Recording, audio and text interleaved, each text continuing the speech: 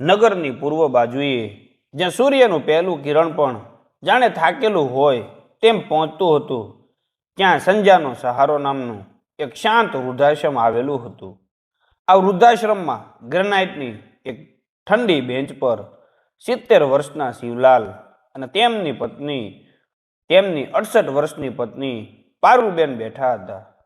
શિવલાલની આંખોમાં પાણી નહોતું, પણ એક અસહ્ય ખાલીપો હતો. પારુલબેને તેમની હથેળીને હળવેકથી પકડી રાખી હતી, પણ તેમની પકડમાં પણ એક કંપન હતું. તેમના મનમાં વારંવાર એક જ દ્રશ્ય ભજવાતું હતું. 1 મહિના પહેલા તેમના એકમાત્ર પુત્ર અનિલ અને વહુ કાવ્યાએ તેમને કહ્યું હતું કે પપ્પા મમ્મી, હવે અમારે કામ અર્થે અમેરિકા જવું પડશે. તમારું અહીં એકલા રહેવું જોખમી છે. અમે તમારા માટે એક સરસ જગ્યા શોધી છે જ્યાં તમારી બધી જ સગવડોનું ધ્યાન રખાશે. બસ થોડા સમયની વાત છે, પછી અમે પાછા આવીશું. શિવલાલ અને પારુલબહેન જાણતા હતા કે થોડો સમય એટલે શું. આ વૃદ્ધાશ્રમ એ આજીવન દેશ નિકાલ હતો. તેમના પુત્ર અનિલે, જેને તેમણે પોતાના લોહી પાણીથી સિંચીને મોટો કર્યો હતો, તેણે જ તેમને જીવનના આ અંતિમ તબક્કે ત્યજી દીધા હતા. શિવલાલ ધીમા અવાજે બોલ્યા, પારુલ, આપણું ઘર, એ આંબાનું ઝાડ, અનિલના બાળપણની યાદો, બધું જ પાછળ છૂટી ગયું. પારુલ બહેને દુઃખને દબાવીને કહ્યું, એને મોટો કરવામાં ક્યાંક તો આપણી ભૂલ થઈ જ હશે. શિવલાલ, નહીતર આટલો પ્રેમ, આટલું સમર્પણ, એનો બદલો આ રીતે ન મળે. વૃદ્ધાશ્રમમાં બીજા જ ઘણા વડીલો હતા, પણ શિવલાલ અને પારુલ બહેનની પીડા અલગ હતી. તેમની પીડાનું કારણ તેમની ગરીબી નહોતી, પણ તેમની સંપત્તિ હતી. અનિલને મોટો કરવા માટે તેમણે પોતાનું બધું જ વેચી દીધું હતું. અનિલ હવે એક સફળ ઉદ્યોગપતિ હતો, જે આ વૃદ્ધાશ્રમની વાર્ષિક ફી એક જ ઝાટકે ચૂકવી શકે એટલો સમૃદ્ધ હતો. સાંજે જ્યારે વૃદ્ધાશ્રમમાં પ્રાર્થનાનો સમય થયો, ત્યારે શિવલાલનું ધ્યાન એક ખૂણામાં પડેલી લાકડાની પેટી પર ગયું. એ પેટીના અનિલના બાળપણના રમકડા અને જૂના ફોટા હતા. અનિલ જ્યારે 5 વર્ષનો હતો, ત્યારે શિવલાલે તેને વચન આપ્યું હતું કે તેઓ હંમેશા તેની સાથે રહે છે. આજે આ વૃદ્ધાશ્રમની 4 દિવાલોની અંદર બેસીને શિવલાલ અને પારુલબહેન સમજી ગયા કે તેમના વચનની કિંમત શૂન્ય થઈ ગઈ છે. તેમના દીકરાએ તેમની જરૂરિયાત પૂરી કરી હતી, પણ તેમની લાગણીઓને સંપૂર્ણપણે ભૂલી ગયો હતો. અંધારું ઘેરાયું. પારુલ બહેને શિવલાલના ખભા પર માથું મૂક્યું. બંનેની આંખોમાં એક જ પ્રશ્ન હતો, શું અનિલ ખરેખર પાછો આવશે? અને જો આવશે તો શું અમે એને માફ કરીશું? શિવલાલ અને પારુલ બહેનને સંજાનો સહારો વૃદ્ધાશ્રમમાં રહેતા 1 મહિનો વીતી ગયો હતો. વૃદ્ધાશ્રમ સ્વચ્છ અને સુવિધાઓથી ભરપૂર હતો, પણ ત્યાંની હવા હંમેશા ભારે લાગતી. દરેક વૃદ્ધ ચહેરા પર ભલે તે હસતો હોય, પણ અંદર એક અદૃશ્ય પીડા છુપાયેલી હતી. બપોરના સમયે શિવલાલ બગીચામાં એકલા બેઠા હતા. તેમના હાથમાં એક જૂનો, ખરાબ થઈ ગયેલો મોબાઈલ ફોન હતો. આ મોબાઈલ અનિલે તેમને આપ્યો હતો, પણ છેલ્લા 1 મહિનામાં અનિલનો માત્ર એક જ મેસેજ આવ્યો હતો, પપ્પા, અહીં બધું સેટલ થઈ રહ્યું છે, ખૂબ વ્યસ્ત છું, પછી ફોન કરીશ. શિવલાલની આંખો સામે અનિલના બાળપણના દ્રશ્યો તરવરી ઉઠ્યા. જ્યારે અનિલ 10 વર્ષનો હતો, ત્યારે તેણે તેના મિત્રો પાસે એક મોંઘી સાયકલ જોઈ. અનિલ ખૂબ રડ્યો. શિવલાલ જ્યારે એક નાની સરકારી નોકરી કરતા હતા, તેમની પાસે સાયકલ ખરીદવાના પૈસા નહોતા. રાત્રે પારુલ બહેને જોયું કે શિવલાલ અસ્વસ્થ હતા. બીજા દિવસે સવારે પારુલબેનના હાથમાં રહેલી તેમની માનીતી સોનાની બંગડીઓ ગાયબ હતી. પારુલબેન જાણતા હતા કે શિવલાલે શું કર્યું હશે. એમણે ક્યારેય શિવલાલને પૂછ્યું નહીં, કારણ કે તેઓ જાણતા હતા કે તેમના પતિ માટે દીકરાનું હાસ્ય એ સોના કરતાં વધુ કિંમતી હતું.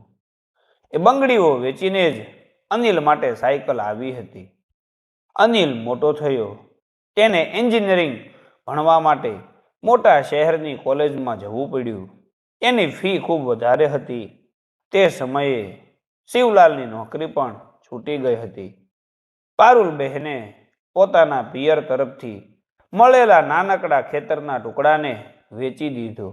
જમીન તેમના માટે આર્થિક સુરક્ષા હતી, પણ તેમણે એક ક્ષણનો પણ વિચાર કર્યા વિના અનિલના ભવિષ્ય માટે એનું બલિદાન આપી દીધું. જ્યારે અનિલ કોલેજમાં ભણતો હતો ત્યારે તે માત્ર તહેવારોમાં જ ઘરે આવતો. શિવલાલ અને પારુલબહેન તેનું આવવાનું આતુરતાથી રાહ જોતા. અનિલ ઘરે આવે ત્યારે શિવલાલ ગમે ત્યાંથી તેના મનપસંદ પકવાન અને વસ્તુઓ લાવી આપતા, ભલે તેના માટે તેમને કોઈની પાસે હાથ લાંબો કરવો પડે. શિવલાલની આંખમાંથી એક આંસુ ટપકી પડ્યું અને ફોનની સ્ક્રીન પર પડ્યું. આજે તેમની પાસે ઘર છે, ખેતર નથી, પણ જીવનમાં કોઈ સહારો નથી. સામેની રૂમમાં પારુલબહેન ત્યાંની બીજી વૃદ્ધ મહિલાઓ સાથે બેઠા હતા, જેઓ પોતાના બાળકોની વાતો કરી રહ્યા હતા. કોઈ કહી રહ્યું હતું કે તેમનો દીકરો દર અઠવાડિયે ફોન કરે છે, તો કોઈ વળી તેમની વહુના વખાણ કરી રહ્યું હતું. પારુલબહેન આ વાતચીતમાં ભાગ લઈ શકતા નહોતા, કારણ કે તેમની પાસે અનિલ વિશે કહેવા માટે હવે માત્ર એક જ વાત હતી: એ વિદેશ ગયો છે, ખૂબ મોટો માણસ બની ગયો છે. તેઓ પોતાના દીકરાની સફળતાથી ખુશ હતા, પણ આ સફળતાએ તેમને એકલા કરી દીધા હતા. આ વાત તેઓ કોઈને કહી શકતા નહોતા. એક વૃદ્ધ મહિલાએ પારુલબહેનને પૂછ્યું, તમારા દીકરાનો ફોન ક્યારે આવ્યો હતો બહેન? પારુલબહેને પોતાની નજર નીચી કરીને ધીમા અવાજે કહ્યું, ગઈકાલે જ, પણ ત્યાંનું નેટવર્ક બરાબર નહોતું, એટલે વાત ન થઈ શકી. આ વાત સફેદ જૂઠ હતી. આ જૂઠ તેમને પોતાના દીકરાની બેદરકારીની શરમથી બચાવવા માટે જરૂરી હતું. સાંજે જમતી વખતે શિવલાલે પારુલબેનને જોયા. બંનેની નજરો મળી. બંનેએ એકબીજાની આંખોમાં એકલતાનો એક ઠંડો મહાસાગર જોયો. આ વૃદ્ધાશ્રમમાં તેઓ અસંખ્ય લોકોની વચ્ચે રહેતા હતા, પણ પોતાના જ ઘરમાં હોય તેના કરતાં વધુ એકલા હતા.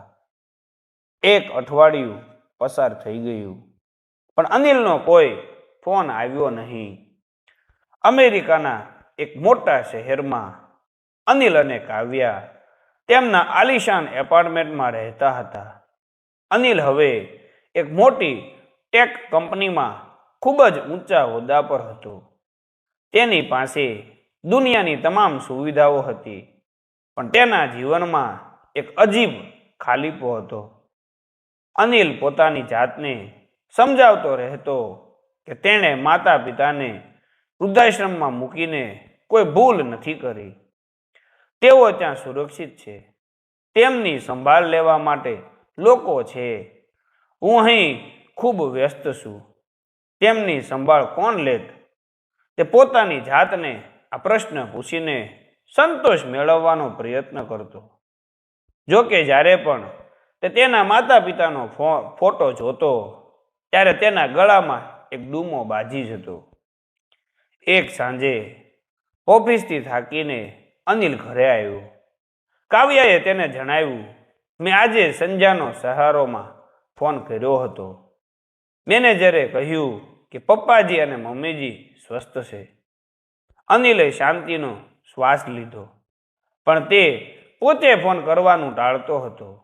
તે જાણતો હતો કે જો તે ફોન કરશે તો માતા પિતાના મૌન સવાલોનો જવાબ તે આપી શકશે નહીં. તેના જીવનમાં કામનું એટલું પ્રેશર હતું કે તેણે પોતાની લાગણીઓ પર જાણે એક બરફનો પડ ચડાવી દીધો હતો. સંજાનો સહારો, વૃદ્ધાશ્રમમાં શિવલાલ અને પારુલબહેન તેમના રોજિંદા જીવનમાં ગોઠવાઈ ગયા. પણ તેમની અંદરની પીડા ઓછી થઈ નહોતી. એક વહેલી સવારે પ્રાર્થનાના સમયે અચાનક પારુલબહેનને છાતીમાં તીવ્ર દુખાવો ઉપડ્યો. તેઓ બેભાન થઈને જમીન પર ઢળી પડ્યા. શિવલાલ ભયભીત થઈ ગયા. વૃદ્ધાશ્રમના કર્મચારીઓ તરત જ તેમને નજીકની હોસ્પિટલમાં લઈ ગયા. ડોક્ટરે તપાસ કરીને જણાવ્યું કે પારુલબેનને હૃદયની ગંભીર સમસ્યા થઈ છે. તેમને તાત્કાલિક એન્જિયોપ્લાસ્ટી કરાવવી પડશે અને આ માટે મોટી રકમની જરૂર પડશે. મેનેજરે તરત જ અનિલને ફોન કરવાનો પ્રયત્ન કર્યો. પહેલી 2 વખત ફોન લાગ્યો નહીં. ત્રીજી વખત અનિલનો ફોન ઉપડ્યો. હેલો, હું અનિલ બોલું છું. કોણ? અનિલનો અવાજ રોબોટિક અને વ્યસ્ત હતો. વૃદ્ધાશ્રમના મેનેજર આશીષભાઈએ ગંભીરતાથી કહ્યું, અનિલભાઈ, હું સંજાનો સહારોમાંથી બોલું છું. તમારી મમ્મી પારુલબેનની તબિયત અચાનક ખૂબ લથડી ગઈ છે. તેમને તાત્કાલિક હોસ્પિટલમાં દાખલ કર્યા છે. ઓપરેશનની જરૂર છે અને તેના માટે અનિલ અચાનક ગુસ્સે થઈ ગયો. ઓપરેશન? શા માટે? તમે લોકો શું કરો છો ત્યાં? મેં આટલી મોંઘી ફી શેના માટે ચૂકવી છે? સફળતાએ તેને સત્તાનો અહંકાર આપ્યો હતો, પણ જવાબદારીનું ભાન નહીં. આશીષભાઈએ ધીરજથી સમજાવ્યું, અનિલભાઈ, આ ઉંમરમાં આવું થઈ શકે છે. તમને તાત્કાલિક અહીં આવવું પડશે અને ઓપરેશન માટેની રકમની વ્યવસ્થા કરવી પડશે. અનિલે ઘડીક વિચાર્યું. તે ગભરાયો. વિદેશમાં આટલા દિવસની રજા લેવી તેના માટે મુશ્કેલ હતું. તે હમણાં જ એક મોટા પ્રોજેક્ટ પર કામ કરી રહ્યો હતો. તેણે ઠંડા અવાજે કહ્યું, જુઓ આશીષભાઈ, મારું આવવું હમણાં શક્ય નથી. તમે ઓપરેશનની બધી વ્યવસ્થા કરો. જે પણ ખર્ચ થાય તે હું તમને અહીંથી ઓનલાઈન ટ્રાન્સફર કરી આપીશ. પણ મારા પપ્પાને કંઈ કહેશો નહીં. તેમને ચિંતા થશે. આશીષભાઈને આ સાંભળીને આઘાત લાગ્યો. એક દીકરો તેની માતાને આ હાલતમાં મળવા પણ આવવા તૈયાર નહોતો. માત્ર પૈસા મોકલી આપવા માંગતો હતો. શિવલાલ હોસ્પિટલની બહાર બેઠા હતા. તેમના મોં પર પત્નીની ચિંતા હતી, પણ તેમની પાસે અનિલને ફોન કરવાની હિંમત નહોતી. તેમને ડર હતો કે ક્યાંક અનિલને તેમના કારણે તકલીફ ન પડે. પારુલબેન ઓક્સિજન માસ્ક સાથે પથારી પર હતા. બેહોશીમાં પણ તેમના હોઠ પર માત્ર એક જ શબ્દ હતો, અનિલ.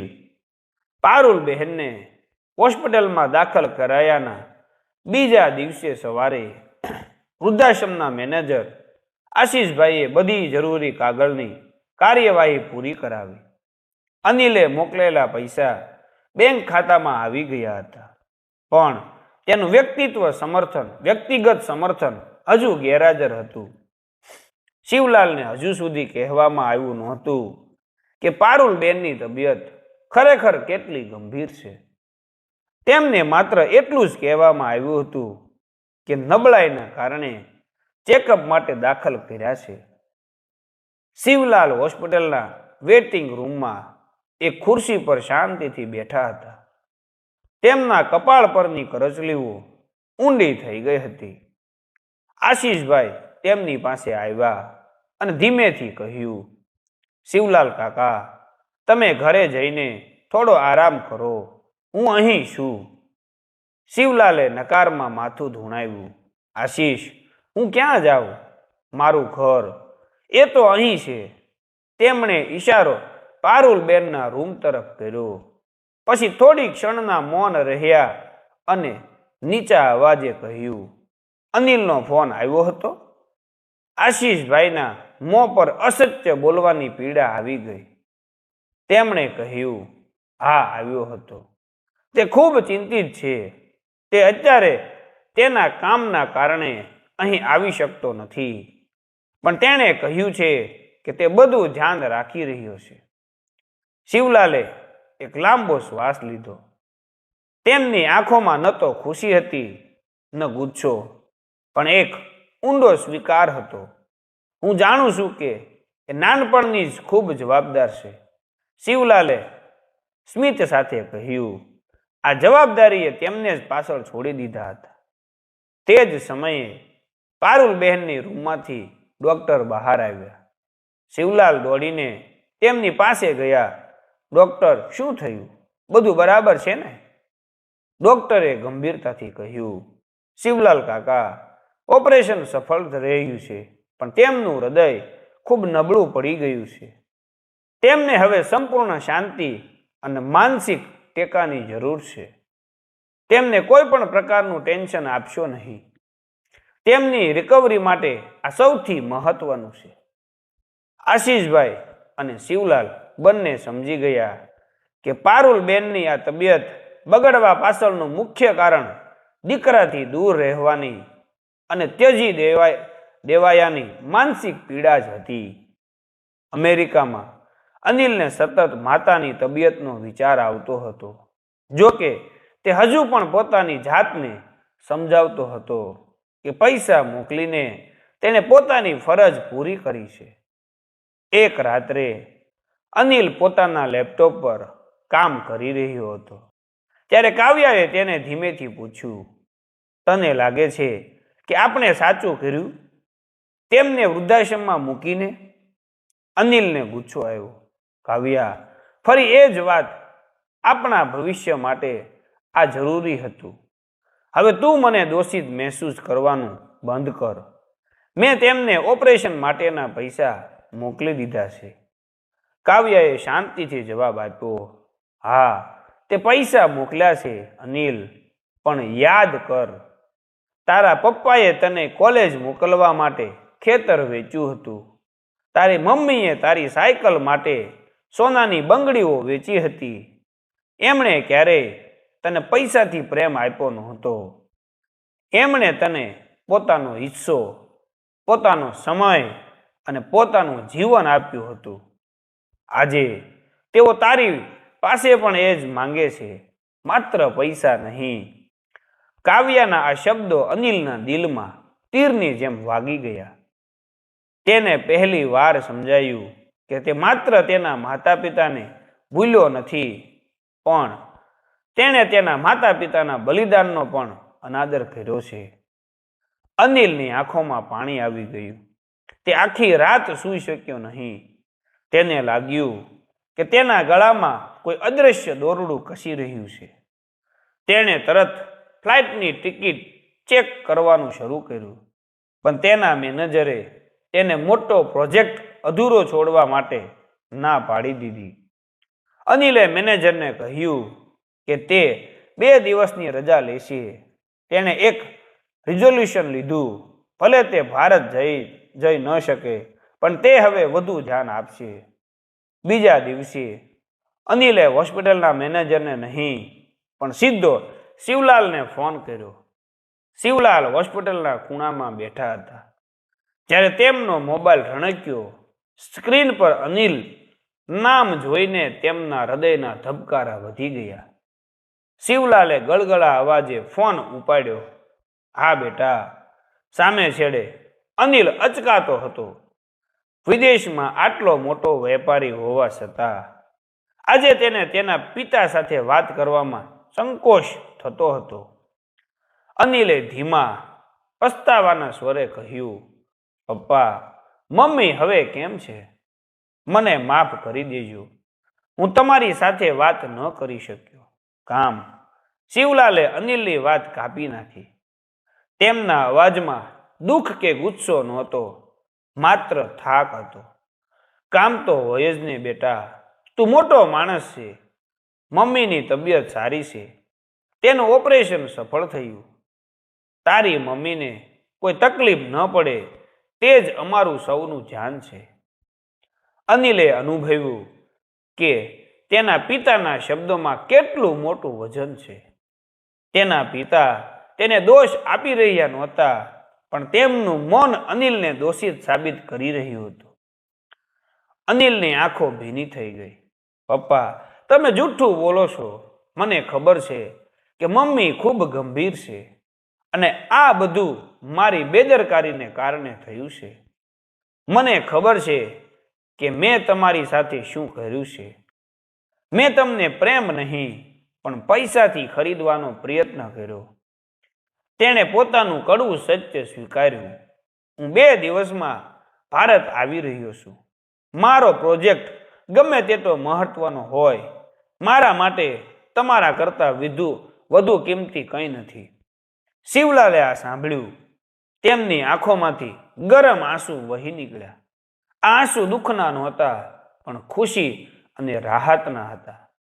તેમને લાગ્યું કે તેમનો ખોવાયેલો દીકરો આખરે પાછો મળી ગયો છે. અનિલ બેટા, તું આવીશ ખરેખર? શિવલાલનો અવાજ કાંપતો હતો. હા પપ્પા, હું આવી રહ્યો છું. તમે મમ્મીનું ધ્યાન રાખો. હું તમને વચન આપું છું, હું હવે તમને ક્યારેય નહીં ભૂલું. ફોન મૂક્યા પછી શિવલાલ તરત જ પારુલબેનના રૂમ તરફ દોડ્યા. પારુલબેન આંખો ખોલીને પથારીમાં સૂતા હતા, પણ ખૂબ જ નબળા હતા. શિવલાલે તેમના હાથ પકડીને ધીમા અવાજે કહ્યું, પારુલ, સાંભળ, આપણો અનિલ તે અહીં આવી રહ્યો છે 2 દિવસમાં. આ સાંભળીને પારુલબેનના સુકાઈ ગયેલા હોઠ પર એક ઝાંખું સ્મિત આવ્યું.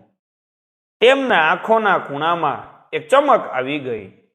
ડોક્ટરે કહ્યું હતું કે તેમને માનસિક શાંતિની જરૂર છે અને અનિલના આવવાના સમાચારથી તેમને જીવનની નવી આશા મળી. જોકે તેમની તબિયત હજુ પણ નાજુક હતી. તેમની રિકવરી ધીમી હતી, પણ અનિલની રાહ જોવાની ઈચ્છાએ તેમનામાં નવી ઉર્જા ભરી દીધી. અમેરિકામાં અનિલે તરત જ પોતાની ટિકિટ બુક કરાવી. તે ઘરે પહોંચ્યો અને કાવ્યાને કહ્યું, કાવ્યા, મેં ખોટું કર્યું. હું મોટો માણસ બની ગયો, પણ સારો દીકરો બની શક્યો નહીં. હવે હું જઈ રહ્યો છું. તું પણ તારા કામમાંથી ફ્રી થઈને પાછળથી આવજે. કાવ્યાએ તેને પ્રેમથી ભેટી લીધો. જા અનિલ, જા અને તારા માતા પિતાનો ખોવાયેલો પ્રેમ પાછો જીત.